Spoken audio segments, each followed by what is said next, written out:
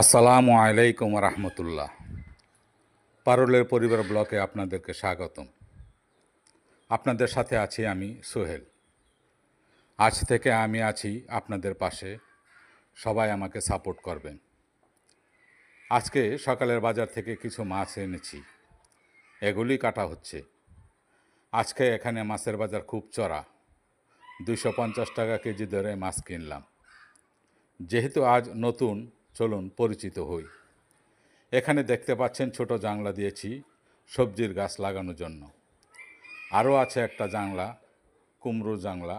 গ্রামে বাড়ি হয়, সবজির আবাদ বেশ ভালো হয় এখানে।